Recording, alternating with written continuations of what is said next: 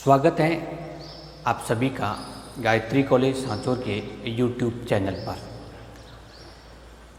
सबसे पहले मैं उन सभी विद्यार्थियों को बधाई देना चाहता हूं जो कक्षा 12th को पास कर चुके हैं और स्वागत करता हूं आप सभी विद्यार्थियों का गायत्री कॉलेज सांचौर में, जिसमें आप इंटरेस्टेड हैं बीएससी या बीएससी बीएड कोर्सेज के लिए।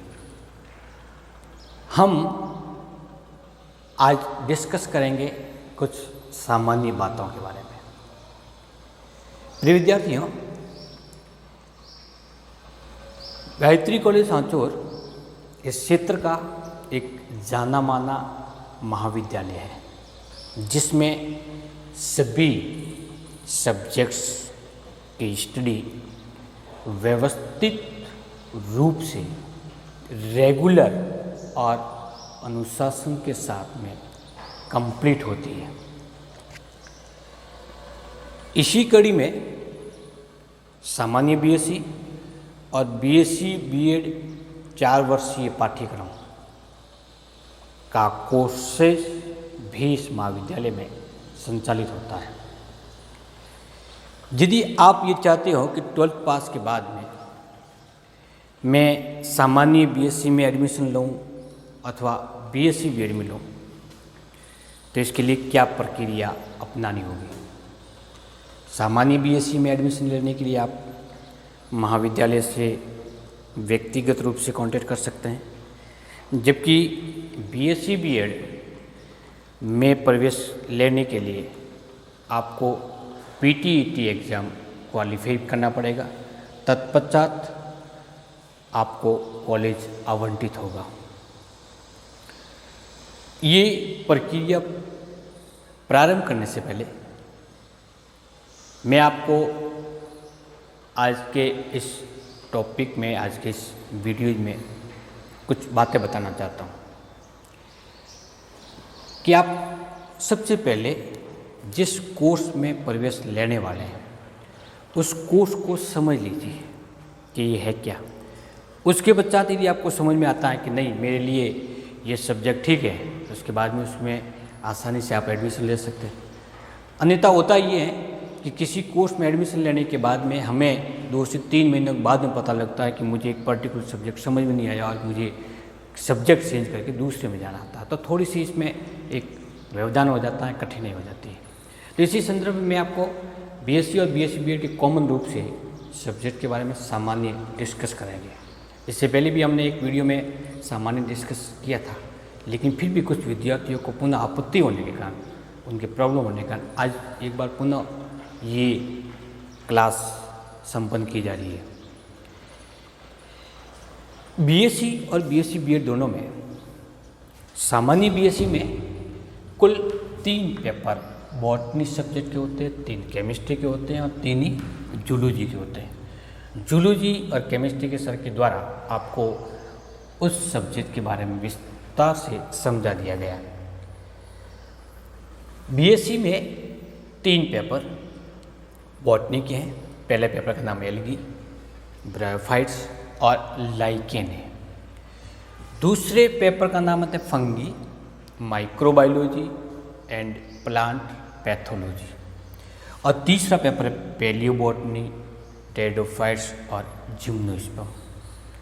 हिंदी में समझ लीजिए, शैवाल, ब्रायोफाइटा और लाइकेन, कवक, माइक्रोबायोलॉजी को सूक्ष्म जीव विज्ञान और पादप रोग, पादप पूर्व वनस्पति विज्ञान या जीवाश्म विज्ञान, टेरिडोफाइट्स और जिम्नोस्पर्म है। बीएससी बीएड जो 4 वर्ष का कोर्स होता है उसमें केवल 2 पेपर है। पहले पेपर के रूप में एल्गी, ब्रायोफाइट्स और लाइकेन है, जबकि दूसरे पेपर के रूप में फंगी, माइक्रोबायोलॉजी और प्लांट पैथोलॉजी है। मैंने कुछ वीडियो एल्गी से संबंधित यूट्यूब पे अपलोड किए हैं, कुछ एक वीडियो हैं वो ब्रायोफाइट से संबंधित हैं और कुछ एक वीडियो डाले हुए वो लाइकेन से हैं। तो हमने पहले पेपर के कुछ वीडियो के बारे में डिस्कस किया था। आज एक व्यवस्थित प्रारूप से सब्जेक्ट वाइज, यूनिट वाइज और टॉपिक वाइज पढ़ने की प्रक्रिया को प्रारंभ करते हैं और ये प्रोसेस हम सेकंड पेपर से स्टार्ट करते हैं। जैसा कि आप जानते हैं कि इन तीनों पेपर में यूजी कोर्स के अंदर कुल 5 यूनिट के अंतर्गत सिलेबस डिवाइड होता है। कितने यूनिट में? 5 यूनिट में। यूजी कोर्स में कोई विशेष बुक्स नहीं होते, जैसे कि हमने 12th के अंदर 11th के अंदर पढ़ते हैं कि माध्यमिक शिक्षा बोर्ड की ये किताब है, इसी किताब को हमें पढ़ना है।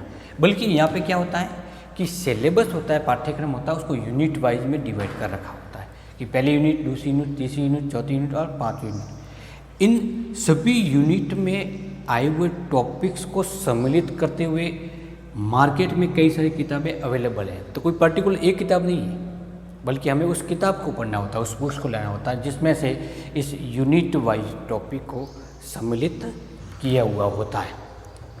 तो हम आज का ये टॉपिक जो प्रारंभ करते हैं वो है फंगी से रिलेटेड, माइक्रोबायोलॉजी, फंगी और प्लांट पैथोलॉजी। सेकेंड पेपर से हम इसको प्रारंभ करते हैं। फंगी, जिसको हिंदी में कहते हैं कवक, होते क्या है? हमारे माइंड में प्रश्न आता है। तो आपने 11th के अंदर पढ़ा होगा, ब्रायोफाइटों को भी पढ़ा था, उदाहरण के रूप में शैवाल को भी पढ़ा था, लाइकेन को भी पढ़ा था, कवक के बारे में भी डिस्कस किया था, होते क्या है।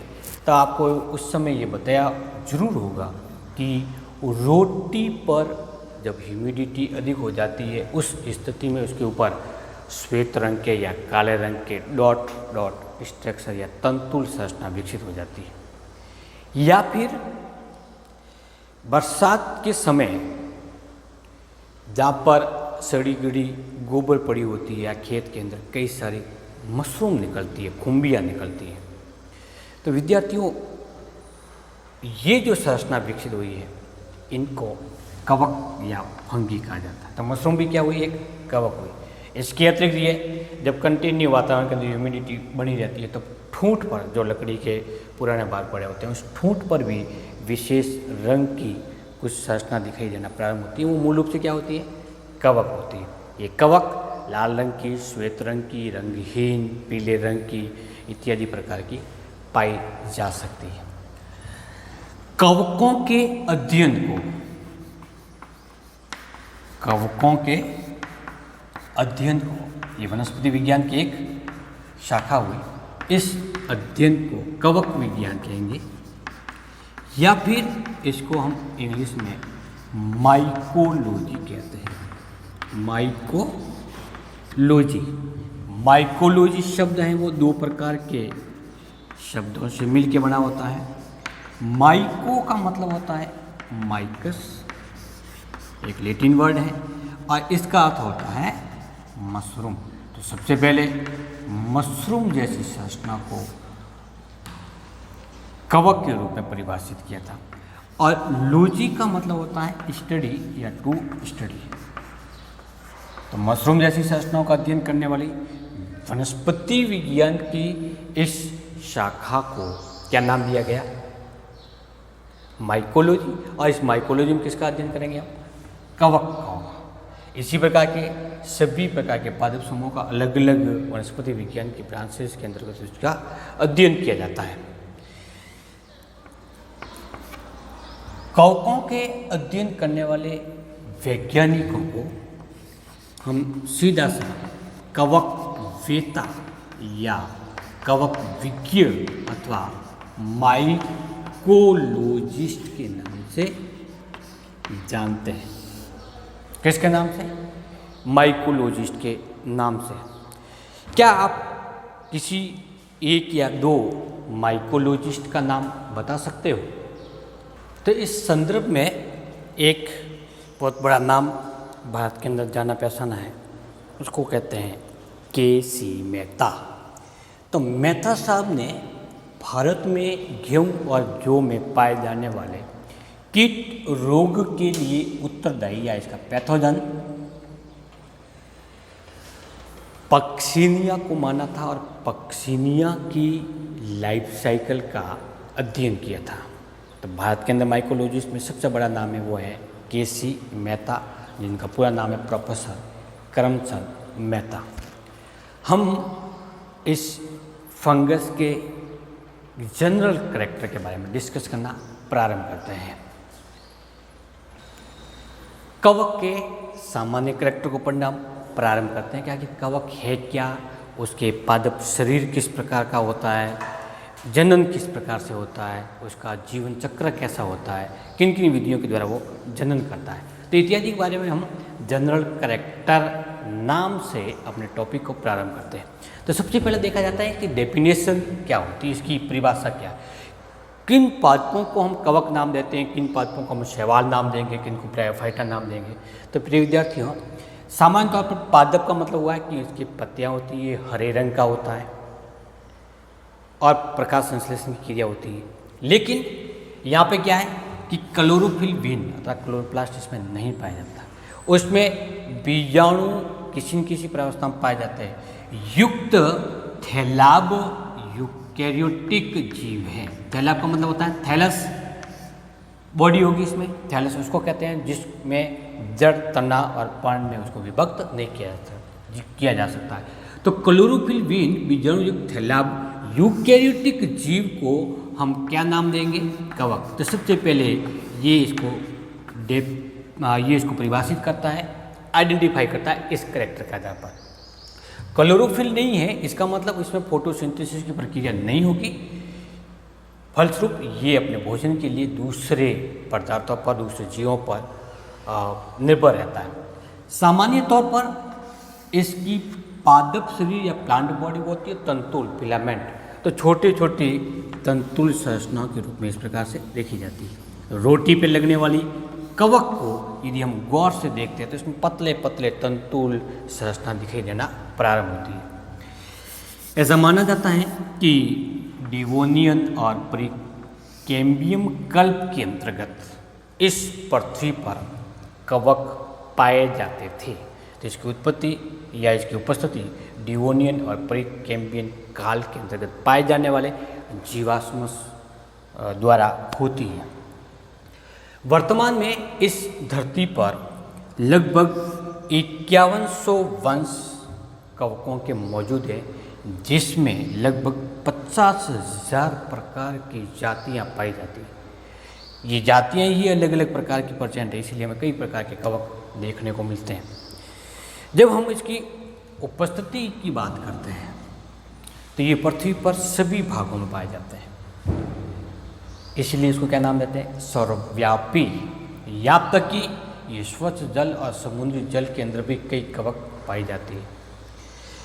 जब इसकी स्वभाव की बात की जाती है तो ये एक तंतुल संरचना इस प्रकार की रूप होती है। ये इस पादप काय को हम कवक तंतु या इंग्लिश में इसको हाइपी के नाम से जानते हैं। किस नाम से जानेंगे, हाइपी। और बहुत सारे हाइपी या कवक तंतु आपस में समूह बना देते हैं इस प्रकार से। तो इस प्रकार की बनी हुई संरचना को माइसीलियम या कवक जाल कहते हैं। तो जिस कवक को हम देख रहे हैं वो किस रूप में, कवक जाल के रूप में दिखाई देता है। इसका एक तंतु होगा वो कवक तंतु कहलाएगा। जब ये कवक जाल कोशिका से बाहर है तो उसको नाम देते हैं अंतरकोशिकीय, और जब कोशिका के अंदर घुस जाता है तो उसको नाम देते हैं अंतःकोशिकीय। तो कवक जाल दो प्रकार से रूप में व्यवस्थित रहते हैं। इस कवक तंतु की विशेषता क्या होती है कि यदि ये कवक तंतु इस प्रकार के प्रारूप में रहते हैं तो वो कहलाता है अनब्रांच्ड या अशाखित। और जब वो दो भागों में विभाजित हो गया या दो से अधिक भागों में विभाजित हो जाता है तो उसको नाम देते हैं शाखित, ब्रांच प्रकार का।